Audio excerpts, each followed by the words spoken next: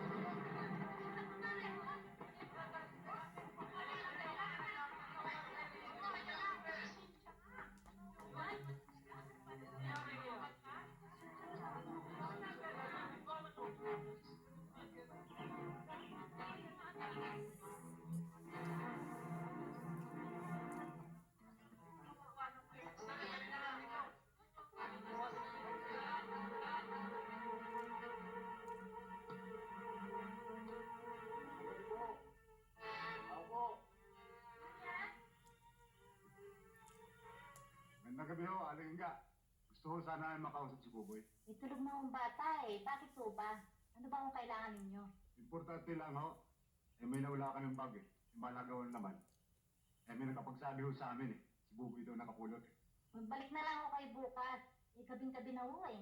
Baka naman ho pwede. Kahit sandali lang. Hindi nga ako makakari eh.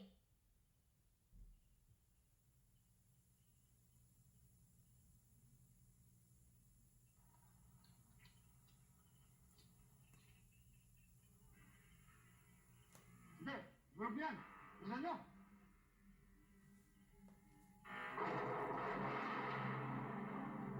Kaya.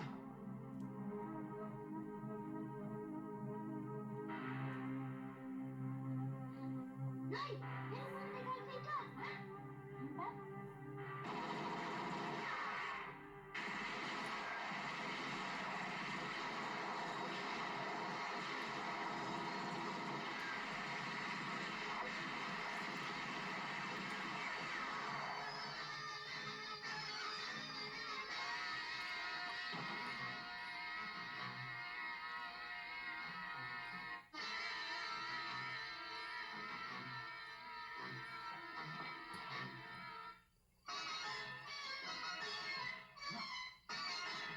Oh, ano gan?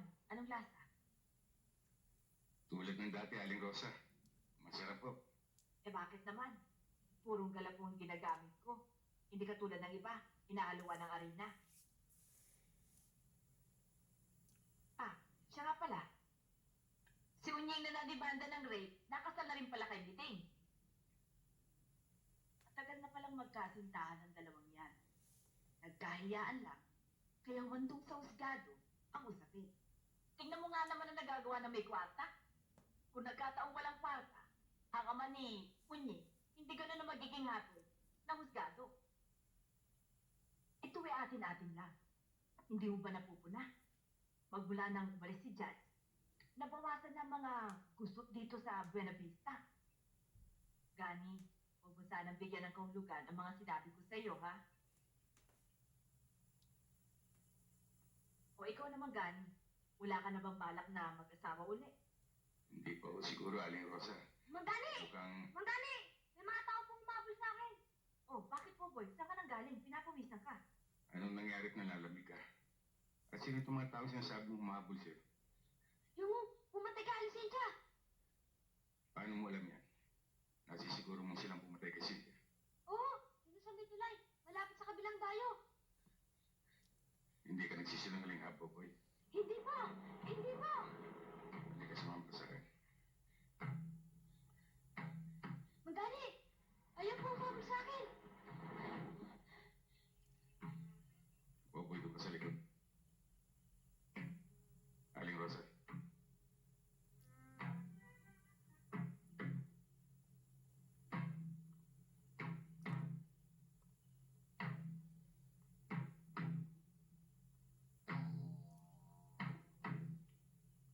Magandang gabi ho.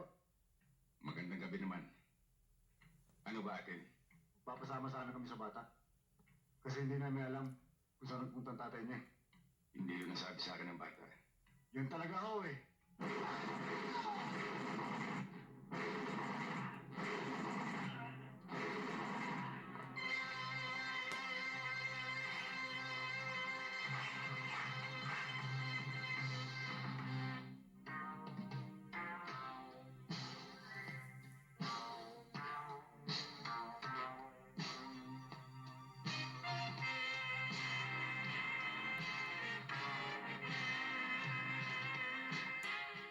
Kahit paano yung isipin.